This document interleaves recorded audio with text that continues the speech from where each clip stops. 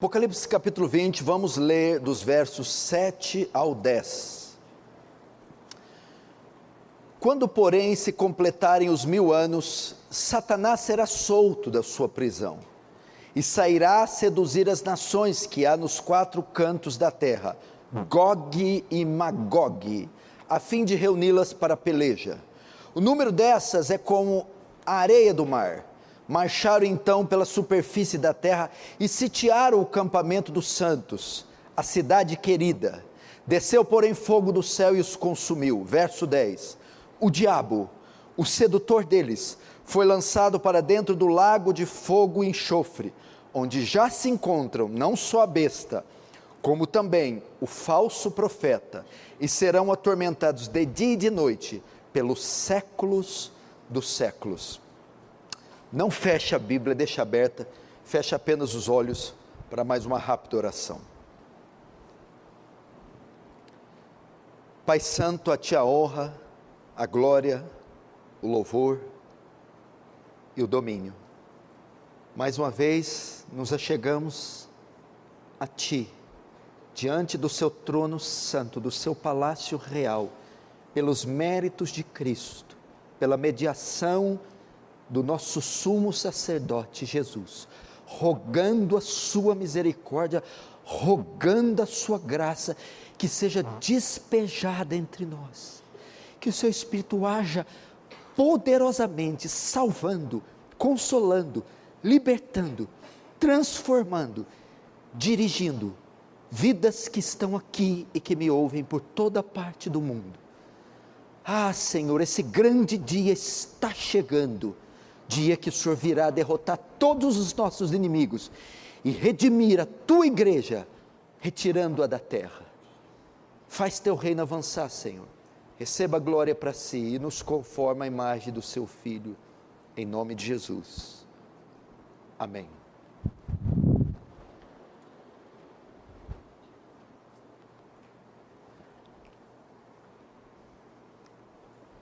Queridos irmãos, preste muita atenção aqui. Nós vamos hoje voltar com a série de exposições de Apocalipse. Eu tinha dado uma pausa. E nós vamos hoje continuar com a exposição do capítulo 20. Nós ainda estamos no capítulo 20. Eu dividi o capítulo 20 em 4 partes. E hoje nós vamos tratar da terceira parte do capítulo 20. Com a chegada do capítulo 20, deu início à 7ª e última sessão de Apocalipse. Como eu já tenho falado aqui repetidas vezes, o Apocalipse é dividido em 7 sessões, 7 ciclos, que contam e recontam a mesma história, que vão da primeira à segunda vinda de Cristo. E essa última sessão, só um pouquinho de retorno, essa última sessão começa com um milênio, o polêmico, delicado, difícil tema de lidar, o milênio. Nós vimos e entendemos que o milênio não é literal, 999 anos mais 1000 anos, e nem que esse milênio se dará no futuro, após a segunda vinda de Cristo, e que ele será aqui na terra, 1000 anos Cristo reinando aqui. Não, nós entendemos que o milênio começou na primeira vinda de Jesus, e ele é um reino espiritual, portanto nós já estamos no milênio, é o período da igreja, do avanço do reino de Deus, da pregação do evangelho. Vimos que no milênio Satanás foi amarrado. Amarrado não significa enclausurado, imóvel. Amarrado, impedido de enganar as nações, impedido, impossibilitado de não permitir que as nações se convertam. Satanás não tem mais o poder de deixá-las aprisionadas, pois Cristo pagou na cruz pelo pecado delas e elas podem ser salvas. Vimos também as 2 ressurreições, uma simbólica a conversão, a regeneração. Essa é a primeira ressurreição. Efésios 2 diz que estávamos mortos em pecados e delitos. E Romanos 6 diz, ressuscitamos com Cristo. A primeira ressurreição, então, é a conversão, a regeneração, passar da morte para a vida. É simbólica. A segunda ressurreição é a literal. Quando Jesus volta, os mortos se reerguem da terra e sobem com ele nos ares. Hoje nós trataremos aqui de 3 coisas: o final do milênio, Gog e Magog, e por fim, a queda do último inimigo de Cristo, a queda do dragão. O final do milênio,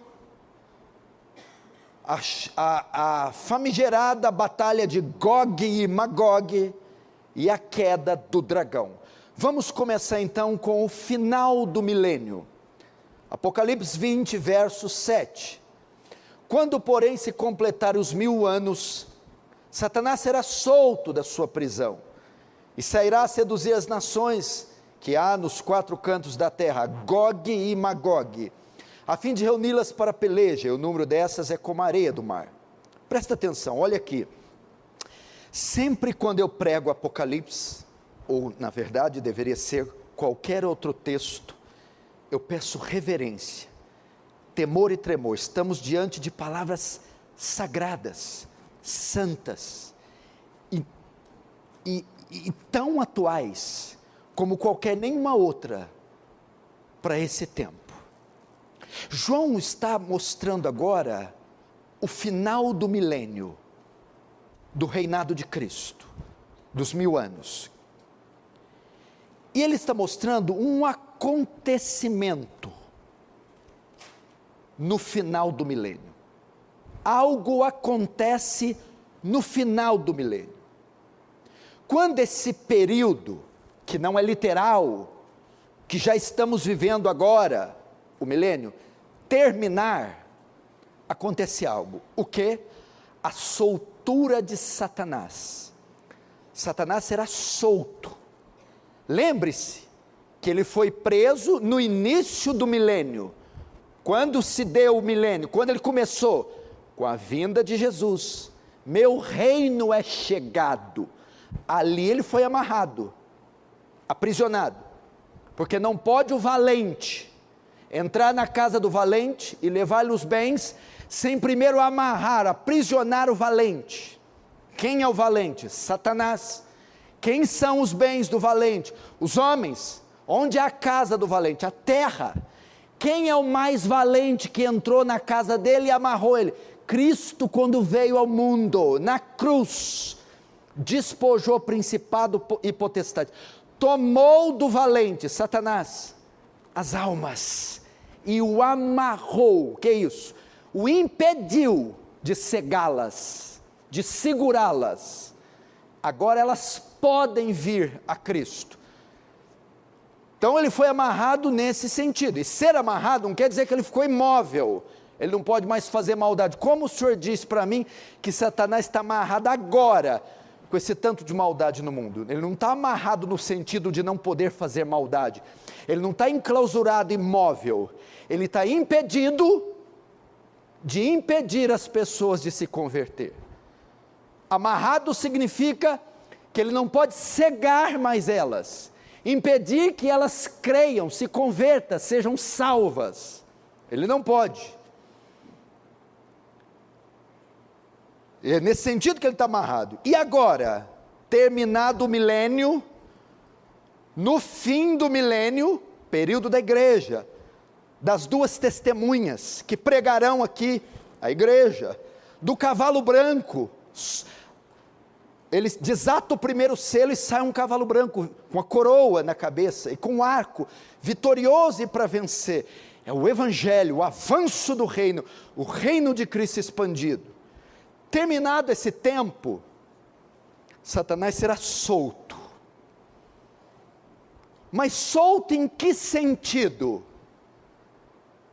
No mesmo sentido que ele foi preso. Ele foi preso no sentido de não enganar mais as nações. No final do milênio ele é solto, agora ele tem autorização para enganar novamente as nações. É isso que quer dizer ser solto, dominá-las, cegá-las, impedi-las de irem a Cristo, de se converterem. Agora, em que período Satanás é solto? Quando é que termina o milênio? Esse que nós já estamos vivendo, não é literal, não é 999 mais um, simbólico, espiritual.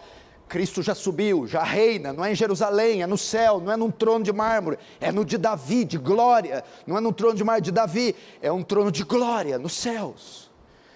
Quando é que esse reino termina, milênio, e Satanás é solto?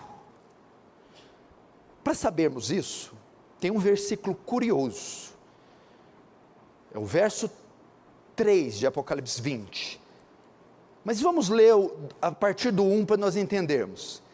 Então vi descer do céu, Apocalipse 20, verso 1, então vi descer do céu um anjo, tinha na mão a chave do abismo, e uma grande corrente, verso 2, ele segurou o dragão, a antiga serpente, que é o diabo, Satanás, e o prendeu por 1000 anos, e lançou no abismo, fechou e pôs selo sobre ele. Para quê? Olha lá, o que quer dizer a prisão? Para que não mais enganasse as nações. Quanto tempo? Até se completarem os 1000 anos. Depois disso, depois do quê? Passados 1000 anos, o reino milenar, é necessário, verso 3, que ele seja solto. Presta muita atenção nessa palavra, pouco tempo. Entendeu? Presta muita atenção nessa palavra, pouco tempo. Ela nos dará uma pista de quando o reino milenar acaba e de quando Satanás é solto. Essa não é a primeira vez que a palavra tempo, pouco tempo, é citada em Apocalipse. Na verdade, ela é a terceira vez, porque em Apocalipse 6, 11, fala também pouco tempo. Apocalipse 12, 12 também fala pouco tempo. Apocalipse 14, Apocalipse 14 e 7, 16, fala também, Apocalipse 13 também, um tempo, 2 tempos, metade de um tempo, para mostrar quando é que Satanás é solto, e quando termina o reino milenar. Daniel faz uma profecia de 70 semanas, as chamadas 70 semanas de Daniel, para mostrar o tempo do fim. E ele diz que a última semana, que é um símbolo do fim, a 70ª semana de Daniel, que marcaria o fim dos tempos, a volta de Jesus, a última semana seria dividida na metade. Quanto é a metade de 7? 3,5. Então a última semana seria dividida na metade. Qual semana nós estamos de Daniel? Na última, na 70ª. Só que nós estamos na primeira metade. A primeira metade da última semana é o milênio. É quando deu início o reino de Cristo na terra. O tempo da igreja, do avanço do reino, da pregação do evangelho. Agora note que o diabo ficará preso até que se complete os 1000 anos. O milênio, a primeira metade da última semana. Depois que passar então a primeira metade da última semana, o milênio, ele será solto. Um pouco de tempo. Um tempo, 2 tempos, dá 3, e metade de um tempo, 3,5. Significa que ele será solto na última metade da última semana. É isso que quer dizer um pouco de tempo. O dragão será solto A última semana dividida em duas: primeira metade da igreja, segunda metade, os últimos 3 anos e meio, é onde o dragão é solto. O que temos então na última metade? A grande tribulação, a ascensão do anticristo. É disso que João está falando, tratando aqui. O dragão será solto para o seu ataque final contra a igreja, em um período chamado grande tribulação. É nesse tempo que o anticristo se acende, aparece, se manifesta, porque o dragão foi solto, agora é o tempo dele. É um tempo de apostasia jamais visto na terra. É um tempo da perseguição que a igreja vai sofrer, jamais vista. É o tempo da ascensão do anticristo. É nesse período que o dragão é solto. Aí termina o milênio, o tempo da igreja. Começa então a grande tribulação, período do anticristo, de Satanás. Portanto, será o tempo do quê? Da apostasia e da aparição do homem do pecado. E Paulo menciona esse período que João está dizendo aqui. Que período que João está narrando agora? O final do milênio e a soltura do dragão. Paulo menciona isso em 2 Tessalonicenses, eles vão colocar lá, 2 Tessalonicenses 2, verso 1, olhe para mim, eu vou ler. Irmãos, no que diz respeito à vinda do nosso Senhor Jesus Cristo, e a nossa reunião com Ele, nós vos exortamos, a que não vos demovais da vossa mente com facilidade, nem vos perturbeis, quer por espírito, quer por palavra, quer por epístola, como se procedesse de nós, supondo que tenha chegado o dia do Senhor. Alguns tessalonicenses estavam com dúvida se Jesus tinha voltado ou não. Paulo vai corrigir isso. Calma, ele ainda não voltou. Não, mas como assim, Paulo? Aí ele vai dar uns sinais. Ninguém de modo nenhum vos engane, porque isto não acontecerá, isto que é a volta de Jesus, sem que primeiro venha a apostasia. Jesus não vem antes do dragão ser solto. Jesus não vem antes do término do milênio. Então, isso não será antes que venha a apostasia. Que é apostasia? Ela se dará quando o dragão for solto, no final do milênio. No fim do milênio o dragão é solto. Veja só o que ele faz, verso 8. Sairá a seduzir as nações que há nos 4 cantos da terra. Aí dá início, quando o dragão é solto, na grande tribulação, ou no início, quando as funções sairá a seduzir, enganar as nações nos 4 cantos, aquilo que ele foi proibido de fazer. Agora ele vai ter liberdade total para fazer. O que é isso? Seduzir e enganar as nações nos 4 cantos da terra. Dar início à grande apostasia, o engano global, total, de todos os homens, de todas as nações. Quando se dá isso? Final do milênio, na soltura do diabo. Jesus também descreve esse período, o período que João está narrando. Final do milênio, soltura do dragão. Mateus 24, versos 10 a 14. Olha só, nesse tempo, que tempo? Tempo que João está vendo aqui. Muitos hão de escandalizar, trair e odiar uns aos outros. Levantar-se-ão muitos falsos profetas e enganarão muitos. Veja só o engano, o dragão enganando as nações. E por se multiplicar a iniquidade, o amor se esfriará de quase todos. Veja só, apostasia, multiplicar da iniquidade, multiplicar do engano, declínio moral, devassidão, profanação. engano religioso. Jesus também em Lucas, prevê esse tempo que João está vendo. Lucas 17, verso 26 a 30. Assim como foi nos dias de Noé, será também nos dias do Filho do Homem. Comiam, bebiam, casavam-se, davam-se casamento, até o dia em que Noé entrou na arca e veio o dilúvio e destruiu todos. O que é comiam, bebiam, casavam e davam-se casamento? Um mundo indiferente às coisas santas, um mundo perdido nos prazeres, um mundo apóstata, morto, incrédulo, pagão. E ele continua, o mesmo aconteceu nos dias de Ló. Comiam, bebiam, compravam, vendiam, plantavam, edificavam. Mas no dia que Ló saiu de Sodoma e Gomorra, choveu do céu fogo e enxofre, e a todos destruiu.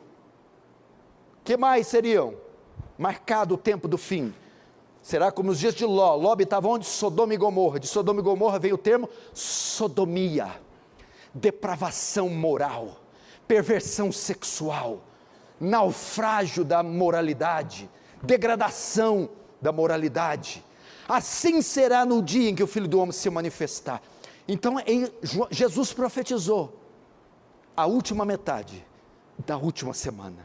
Agora o dragão está solto, agora a iniquidade vai se multiplicar, o engano vai se proliferar sobre toda a terra, ele tem liberdade.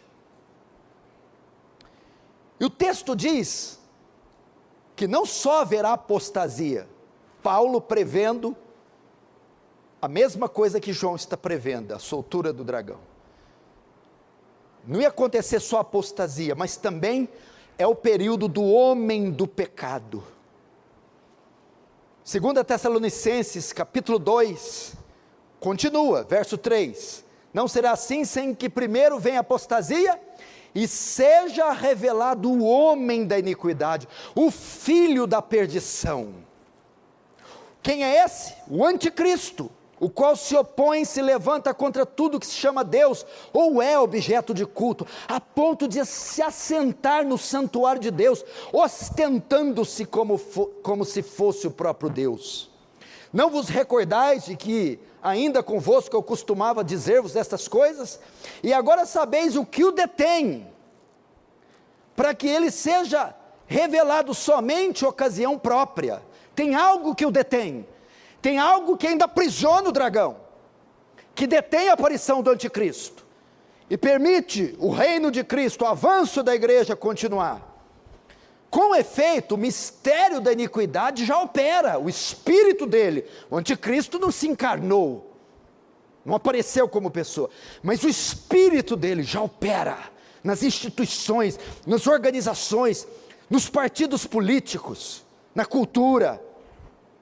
Mas o mistério da iniquidade já opera, e aguarda somente que seja afastado aquele que agora o detém. Por isso estamos na primeira metade da última semana, é o período da igreja, da pregação, das missões, e tem algo que o detém, para dar liberdade à igreja. Algo está segurando o dragão e a aparição do anticristo. Essa é a primeira metade. Então, quando for tirado o que o detém, será de fato revelado o iníquo. Quem que é o iníquo? O anticristo. Verso 9, ora, o aparecimento do iníquo é segundo a eficácia de Satanás, com todo o poder, lembra, dragão vai ser solto para enganar as nações. Nesse mesmo período que o dragão é solto, se acende o anticristo. Para quê? Ora, o aparecimento do iníquo é o mesmo que o anticristo, é segundo a eficácia de Satanás, com todo o poder e sinais e prodígios da mentira. Poder para enganar as nações. Paulo está narrando o fim do milênio, a soltura de Satanás, com um advento marcante nesse tempo, a apostasia e a ascensão do anticristo. O que o detém? A pregação do evangelho. Deus é que o detém, diz agora não, agora vão, pregar e de pregar o evangelho a toda criatura da terra. Todo poder foi me dado no céu e da terra, portanto, ide e fazei discípulos de todas as nações, ensinando-os a guardar todas as coisas. Eis que estou convosco até a consumação dos séculos. Só que agora, João está vendo o dragão solto.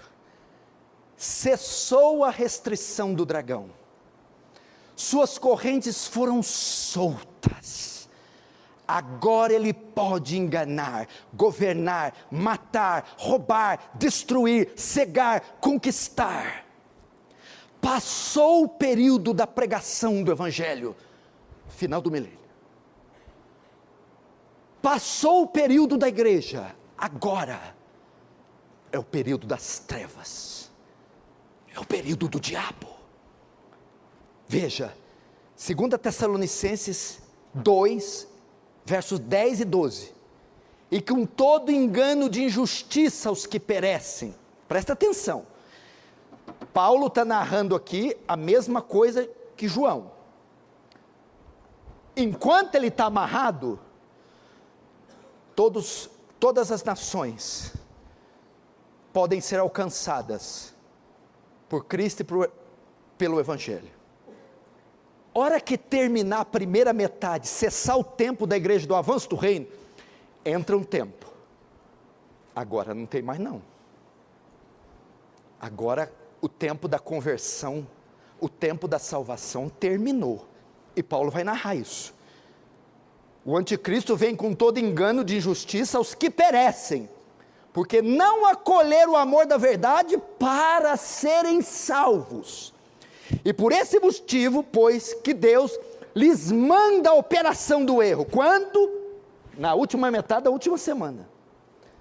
Para darem crédito à mentira, a fim de serem julgados todos quantos não deram crédito à verdade. Antes, pelo contrário, deleitaram-se com a injustiça. Acabou. Agora não é mais o tempo da igreja. O texto parece dizer que não haverá conversões nesse período. Não haverá conversões quando cessar a pregação do evangelho, quando terminar a primeira metade da última semana. Não haverá conversões na grande tribulação, ou se houver, será algo muito difícil. O que eu tenho para dizer para vocês? Portanto, o tempo da salvação é hoje. O tempo da salvação é agora. É hoje. Se esse dia chegar, não vai mais haver. Quem sabe é que o último eleito já vai ter sido alcançado. Acabou. A igreja agora vai ser perseguida, massacrada, martirizada. É o tempo das trevas. Não vem com essa conversa de repescagem. Eu morro por Cristo na grande tribulação. Quem não for salvo agora, não espere que será salvo nesse tempo. Acabou. O dragão está solto. O que ele não podia fazer, cegar as nações, agora ele pode. Impedir que se convertessem, agora ele pode. Quantos aqui que estão me ouvindo estarão nesse dia e lembrarão dessas palavras? Estarão aqui quando a última metade da última semana ocorrer. Eu estava naquele culto, eu ouvi, o pastor me advertiu, disse que o tempo era agora, mas eu rejeitei. Agora estou aqui, à mercê do engano, do príncipe das trevas, da escuridão. O tempo é hoje, o tempo é agora. Vamos agora para a segunda parte, das três que eu dividi, Gog e Magog. Veja aí o verso 8, e sairá a seduzir as nações que há nos quatro cantos da terra, Gog e Magog, a fim de reuni-las para a peleja. O número dessas é como a areia do mar. Até aí. Veja só, no fim do milênio, com a soltura do dragão, Satanás não tem uma função só. Ele não sairá somente para enganar as nações. A liberdade que vai ser dada a ele, tirando as correntes, não é só para enganar as nações. Ele também promoverá a mais terrível perseguição contra os cristãos. O ataque de Satanás nesse tempo é contra incrédulos e contra crentes. Injustos, as nações, mas também os justos, pois esse tempo é o tempo da grande tribulação, e a igreja estará aqui presente. Essa perseguição do anticristo vem na forma da batalha de Gog e Magog, famosa Gog e Magog. Por que João usa Gog e Magog? De onde ele tira esses termos? Lembra, a chave para interpretar o Apocalipse é o Antigo Testamento. Esses termos Gog e Magog já foram citados na Bíblia. João tira esses termos do livro de Ezequiel. Eu vou ler para você. Ezequiel 39, versos 1 a 6. Escute. Tu, pois, ó filho do homem, Deus está falando com Ezequiel, profetiza ainda contra Gog e dize: assim diz o Senhor, Deus, eis que sou contra ti Gog. Gog é um homem, Gog é um príncipe, é um rei. Ó Gog, príncipe de Ros, de Meseque e Tubal, far-te-ei que te volvas e te conduzirei, far-te-ei subir dos lados do norte, e te trarei aos montes de Israel, tirarei o teu arco da tua mão esquerda, e farei cair as tuas flechas da tua mão direita. Nos montes de Israel cairás, tu e todas as tuas tropas, e os povos que estão contigo, e toda espécie de aves de rapina, os animais do campo, eu te darei, para que te devorem. Cairás em campo aberto, porque eu falei, diz o Senhor dos Exércitos. Meterei fogo em Magog, a cidade dele, o reino, é Gog, o rei, da terra da cidade de Magog, e nos que habitam seguros nas terras do mar, e saberão que eu sou o Senhor. Veja só, Ezequiel profetizou nesse tempo, em Ezequiel 37, lá no Antigo Testamento, que um grande exército viria do norte, e invadiria Israel e começaria uma guerra.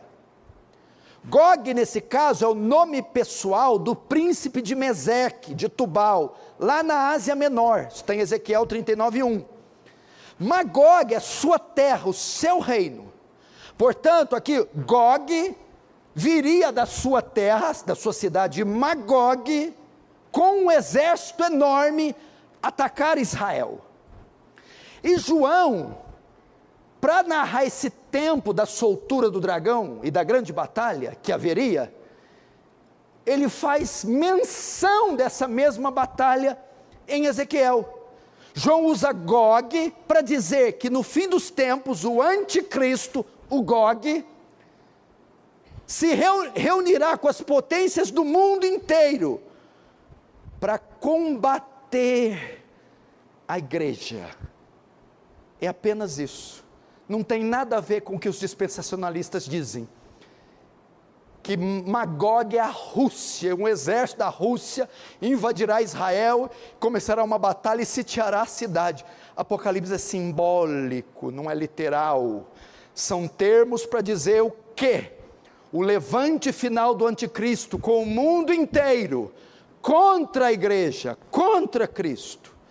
Os nomes aqui, Gog e Magog, não se refere a nações em particular. Tem gente que diz, é a Rússia, é a China, é a coalizão que vai invadir Israel. Não tem nada a ver. Pois aqui nem Gog nem Magog podem ser identificados, literalmente, hoje. Gog é Putin, Magog é Rússia. A maioria dos dispensacionalistas fala essas coisas. São termos simbólicos que apontam para quê? Forças reunidas dos quatro cantos da terra. Não é só uma ou duas nações, confederações, reinos, o mundo inteiro dirigido, liderado pelo anticristo, se levantará no fim contra a igreja, em um protesto mundial. É isso, a batalha de Gog e Magog, é a mesma de Apocalipse 16, do Armagedon, que todo mundo pensa que tropas irão lá, do Oriente Médio, da China, da Rússia, invadirão Israel, e Jesus desce com os cavalos, e eles tudo com arma nuclear, nave supersônica, e Cristo com uma espada, não sei se é Excalibur, ou a de Tandera, sei lá o que é, mas tadinho, Cristo com um cavalinho branco, aquela capinha branquinha, e o cara de lá com um míssil nuclear. Ai, cebou para lá, gente, simbólico, não vai ter nada de Armagedon, míssil. Jesus vai descer na terra, submeter a isso. Imagina ele com aquela bazuca do comando para matar do Schwarzenegger de 4 buracos. Jesus, segura aí, Jesus, está pesado isso aí, Jesus. Ridículo. Símbolo da vitória, da vinda dele. Jesus não vai pôr a mão em ninguém, não vai descer aqui. Símbolo do fim do mundo, juízo sobre a terra, pronto. Quem seguiu a besta do anticristo se irá com esse mundo, e os de Cristo estarão com ele nos céus. Não vai haver batalha corpo a corpo. Israel, meu Deus, o Jordão secando. Agora, João mostra o alvo dos ataques do anticristo. Veja o alvo, verso 9: marcharam então pela superfície da terra, e sitiaram o acampamento dos santos, e a cidade querida, desceu porém fogo dos céus, consumiu. Os dispensacionalistas entendem esse versículo literal, diz que marcharam pela superfície, sitiaram a cidade querida, está vendo? Virão lá do norte, da Rússia, da China, e vão sitiar Jerusalém em uma batalha militar. Impossível saber se é Rússia ou União Soviética, são termos para dizer que marcharão pela superfície, sitiarão, mesma coisa do verso anterior. O anticristo liderará uma oposição mundial contra essa cidade santa e contra esses santos que estão acampados. Não é um exércitozinho entrando em Jerusalém e atirando na mesquita de Omana, ou na cúpula dourada, o domo da rocha, não. Esse marcharão, ele será o líder mundial, governará todas as nações do mundo. Ele fará com que essas nações se reúnam no mesmo pensamento contra essa cidade santa e os santos. É Jerusalém? João está se referindo à igreja de Cristo espalhada no mundo. O anticristo promoverá uma forma de governo mundial, uma coalizão, que vai hostilizar, perseguir a igreja em toda parte do mundo. Prisão, perda dos direitos, cassação, martírio. É isso. E é isso que significa sitiar o acampamento dos santos da cidade querida. É um símbolo que descreve que os santos na terra e a igreja será sitiada, cercada, combatida. Entretanto, essa não é outra batalha final apresentada por João. Talvez essa é outra batalha, porque já teve outra no 19. Não, a batalha do capítulo 20, essa de Gog e Magog, é a mesma do Apocalipse 16, a batalha de Armagedon, e a mesma do 19. João está recontando a mesma história de ângulos diferentes. Quer ver? Vamos ver a profecia de Ezequiel de novo, só me ouça. Ezequiel 39, verso 17 e 19, olha só. Tu, pois, ó filho do homem, assim diz o Senhor Deus, dize às aves de toda espécie, e a todos os animais do campo, ajuntai-vos e vinde, ajuntai-vos de toda parte para o meu sacrifício, que eu oferecerei por vós, sacrifício grande nos montes de Israel, e comereis carnes e bebereis sangue, comereis a carne dos poderosos e bebereis o sangue dos príncipes, dos carneiros, dos cordeiros, dos bodes, dos novilhos, de todos os engordados em Bazã. Até aí, ele está citando o quê? A profecia de Ezequiel, de Gog e Magog, que Deus invoca as aves para comer a carne dos poderosos. Os dispensacionalistas dizem que essa batalha é única, só acontece agora no 20, ok? Essa mesma de Gog e Magog. Mas veja esses termos que eu citei em Ezequiel, mostra que essa batalha já aconteceu no capítulo 19, abrem Apocalipse 19 aí para você ver.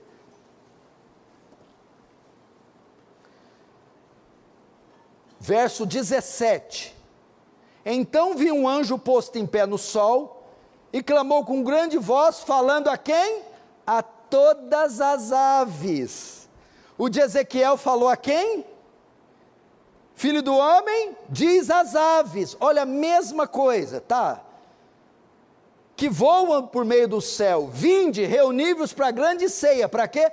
Para que comai carnes de reis, carnes de comandantes, carnes de poderosos, carne dos seus cavalos e dos seus cavaleiros.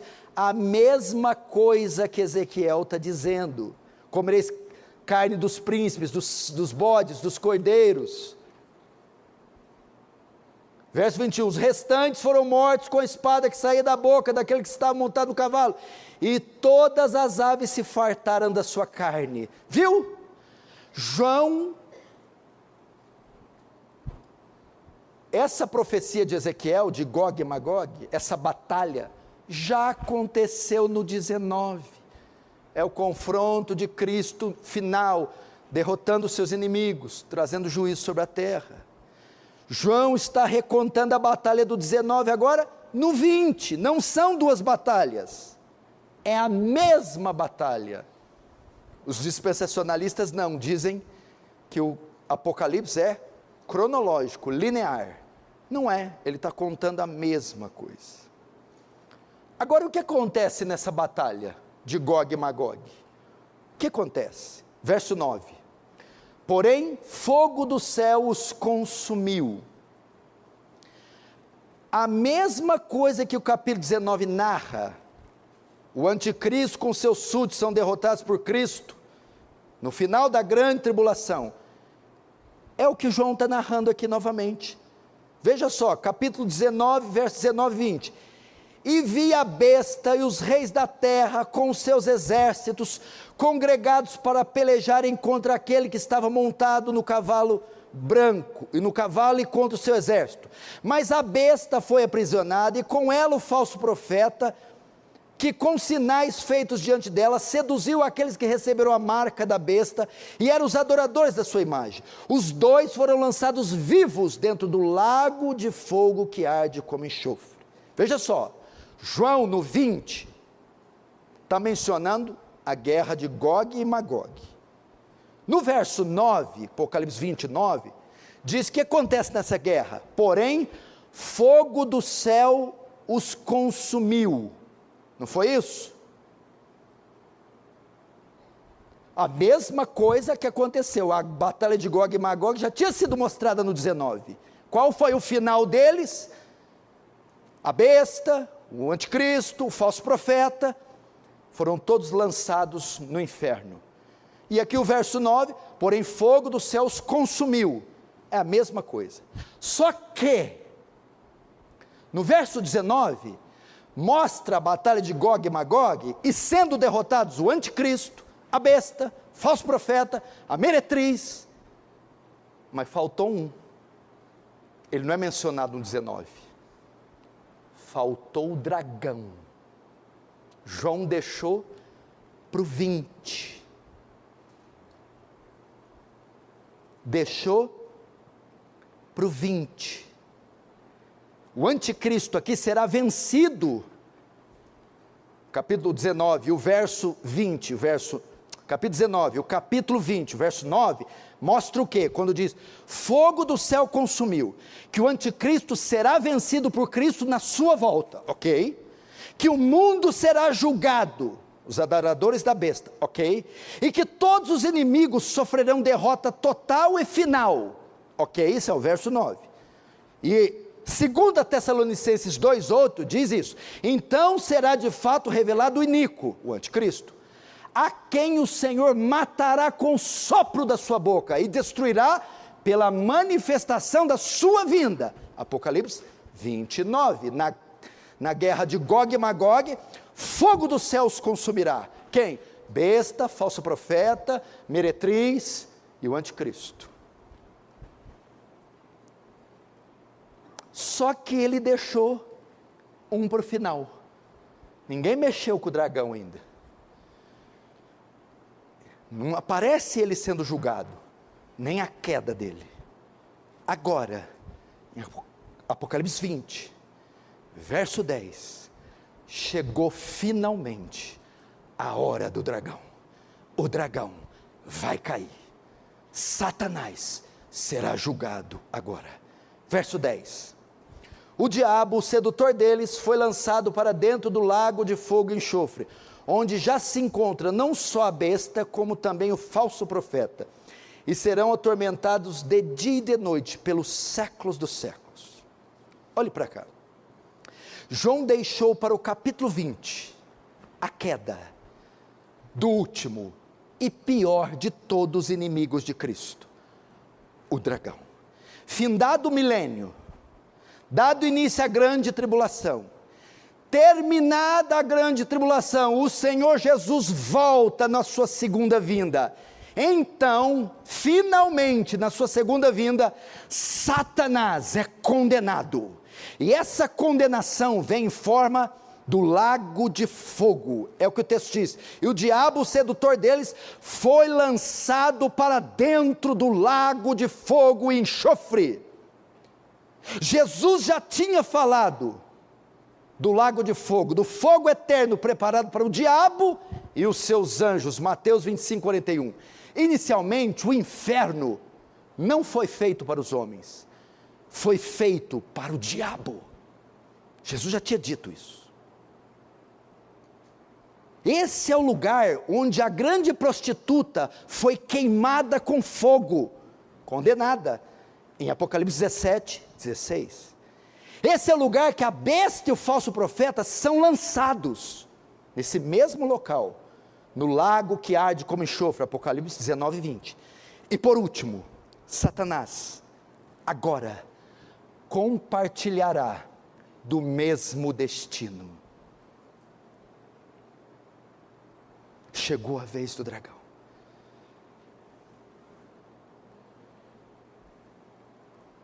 A grande prostituta é a que cai primeiro dos inimigos de Cristo, Apocalipse 18. Depois caem a besta e o falso profeta, Apocalipse 19. E agora por último, em Apocalipse 20, chegou a vez do dragão, Satanás. No fim do milênio, no fim da última metade da última semana de Daniel, da grande tribulação, Jesus volta e derrota todos eles. Notem, quando o texto diz local que já se encontram a besta e o falso profeta, não significa que eles serão lançados primeiro e o dragãozão vai no último. Todos os inimigos de Cristo serão lançados todos de uma vez, os ímpios, a besta, a meretriz, o dragão. Mas quando João diz lugar que já se encontra a besta e o falso profeta, significa, eles já caíram, já foi tratado, eles já foram condenados. Agora falta o dragão, é isso que ele quer dizer. Queridos, veja só isso, Satanás, apesar de poderoso, é um eterno perdedor. Em Apocalipse 12, 5, ele procurou destruir o filho que ia nascer da mulher grávida. Lembra? Vi uma mulher vestida de sol, com a coroa de 12 estrelas, mas ele falhou. Em Apocalipse 12, 9, Satanás travou uma guerra nos céus, Miguel e os seus exércitos, mas perdeu. E o anjo diz, foi expulso o acusador dos nossos irmãos. Em Apocalipse 12, 17, foi pelejar contra os descendentes da mulher, mas em Apocalipse 13, diz que ele perde novamente, e os venceram pelo sangue do Cordeiro. E por fim, em Apocalipse 20, ele estava amarrado, para depois ser solto, e sofrer sua última, total e completa derrota. Ele então é levado ao seu destino final, lançado no lago de fogo. E o texto diz: e serão atormentados de dia e de noite pelos séculos dos séculos. Significa que o juízo, irmão, estou sem voz aqui, porque esse retorno hoje não ficou bom não, hein? Aumenta um pouquinho para mim aí, santo. Irmãos, serão atormentados de dia e de noite. O julgamento da besta, da meretriz e do dragão é viver uma vida apartados de Deus para sempre. Eles receberão o castigo por todos os seus atos para sempre. Estarão nesse lugar terrível, sem nunca mais poder saírem, para todo sempre. Em nenhum lugar da Escritura é ensinado que o tormento tem fim. Ao contrário, Jesus disse: apartai-vos de mim, para o fogo eterno. Então assim, cai o último inimigo de Cristo, o dragão. E com ele, todos que aceitaram o sinal, a marca da besta, e seguiram seus passos. Fim. Algumas considerações e eu encerro. Preste atenção aqui. Primeira, preste atenção. O mal jamais ficará impune. O mal jamais ficará sem retribuição. O juízo virá cedo ou tarde. Não dá para esconder do Senhor. O mal, o pecado jamais ficará impune. Segundo, consideração segunda, não vale a pena ficar do lado das trevas, pois eles perderam no passado, perdem no presente e perderão no futuro. E todos que seguem as trevas terão o mesmo destino: a perdição. Terceira consideração, hoje é o dia da salvação. Ainda há tempo para você que não é salvo, que não passou da vida para a morte. Não espere chegar esse dia. Pode ser que não haja mais condições, possibilidades, mas hoje há possibilidade. Hoje, agora, nesse instante, hoje é o dia da salvação. Há tempo para você, hoje. Não espere chegar esse dia, pode ser tarde demais. O que eu devo fazer? Corra para Cristo, confesse seus pecados, se arrependa, creia nele. Quarto e último, para os crentes, para os santos, a vitória do povo de Deus já está garantida. João abre a cortina do futuro e mostra todos os inimigos subjugados, sentenciados, condenados para sempre. A vitória do povo de Deus está garantida, portanto persevere, continue, não desista de Cristo, não desista da fé. Jovem, não desista de ser santo, não desista de ser puro, não desista de honrar seus pais, não desista dos cultos, não desista da igreja, não desista da escritura, não desista. Sua vitória já está decretada. Continue, persevere. O mal não triunfará sobre o bem, o mal não prevalecerá. Amém?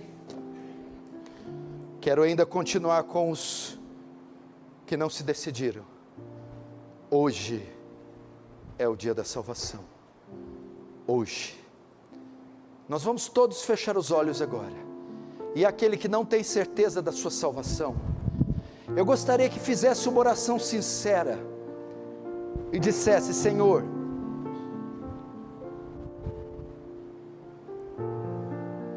eu não quero esperar esse dia chegar para eu me decidir.